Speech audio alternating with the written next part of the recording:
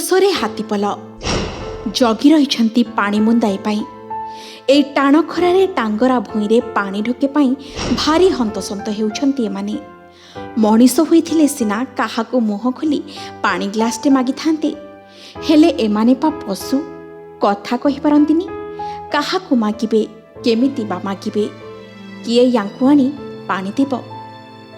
ହେଲେ ଭଗବାନଙ୍କ ସୃଷ୍ଟି ବଡ଼ ବିଚିତ୍ର।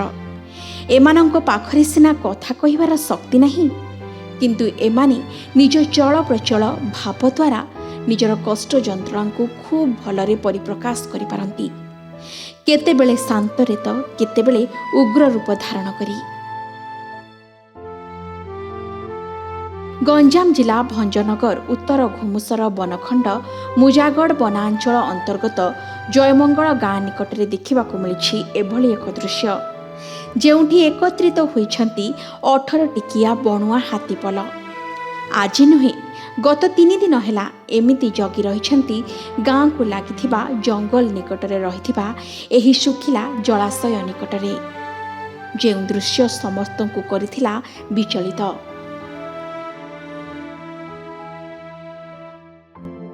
ସଭିଏଁ ଅନୁଭବ କରିପାରିଥିଲେ ହାତୀମାନଙ୍କ କଷ୍ଟକୁ। ଡହ ଡହ ଖରାରେ ପାଣି ନ ପାଇ ଏମାନେ ଏମିତି ଚାତକ ଭଳି ଚାହିଁ ରହିଥିଲେ ଶୁଖିଲା ଜଳାଶୟକୁ ପାଣି ଠୋପେ ପାଇଁ। ଆଉ ଏ ଘଟଣା ସାମ୍ନାକୁ ଆସିବା ପରେ ଏବେ ଆକ୍ସନ୍ ମୋଡ୍ରେ ବନ ବିଭାଗ। ଦେଖନ୍ତୁ କେମିତି ହାତୀମାନଙ୍କ ପାଖରେ ପାଣି ପାଇଁ ବିରାଟକାୟ ଗାତ ଖୋଳୁଛି ବନ ବିଭାଗ। ଗ୍ରୀଷ୍ମ ପ୍ରବାହ ଯେତିକି ବଢ଼ୁଛି, ପାଣି ପାଇଁ ସେତିକି ଡହଳ ବିକଳ ହେଉଛନ୍ତି ଏହି ବଣୁଆ ହାତୀପଲ। ପରିସ୍ଥିତି ଏମିତି ହୋଇଛି ଯେ ପାଣି ଅନ୍ୱେଷଣରେ ଜଙ୍ଗଲ ଛାଡ଼ି ଏବେ ଗାଁ ମୁହାଁ ହେଉଛନ୍ତି ଏହି ବଣୁଆ ହାତୀପଲ। ଏପରିକି ନିକଟସ୍ଥ ନିଧିଆପଲ୍ଲୀ ଗାଁ ନିକଟରେ ସନ୍ଧ୍ୟା ହେଲେ ଜନବସତି ମୁହାଁ ହେଉଛନ୍ତି, ଯାହାଫଳରେ ହାତୀମାନଙ୍କର ଏଭଳି ପରିସ୍ଥିତିକୁ ଦୃଷ୍ଟିରେ ରଖି ବନ ବିଭାଗ ପକ୍ଷରୁ ଜୟମଙ୍ଗଳ ଗାଁ ନିକଟରେ ଥିବା ଏହି ଶୁଖିଲା ଜଳାଶୟରେ ଜେସିବି ମେସିନ୍ ଲଗାଯାଇ ଖୋଳାଯାଇଥିଲା। ଏପଟେ ମେସିନ୍ ଲଗାଇ ଜଳାଶୟ ଖୋଳାଯାଉଥିବା ବେଳେ ସେପଟେ 18ଟି ବଣୁଆ ହାତୀ ଜଗି ରହିଥିଲେ, କେମିତି ଏହି ଜଳାଶୟରୁ ପାଣି ଝରିବା ମାତ୍ରକେ ସେମାନେ ପିଇ ନିଜର ଶୋଷ ମେଣ୍ଟାଇବେ। ତେବେ ମୁଜାଗଡ଼ ବନାଞ୍ଚଳରେ ପିଇବା ପାଣି ପାଇଁ ଏମିତି ଏକ ଆଶ୍ଚର୍ଯ୍ୟଜନକ ଦୃଶ୍ୟ ଏବେ ସବୁଠି ଚର୍ଚ୍ଚାର ବିଷୟ ପାଲଟିଛି।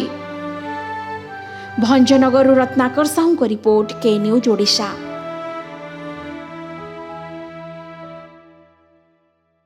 हेलो 10th एग्जामिनीज आपण मैंने एमती एक स्कूल खोजुचंती कि जोंठी इंटीग्रेटेड कोचिंग पाई परिबे तेबे टीएससी गुरुकुल जोग दियंतु जा एकेडमिक लर्निंग पार्टनर फिजिक्स वाला सहित अनुमोदित। कॉल 9438782020।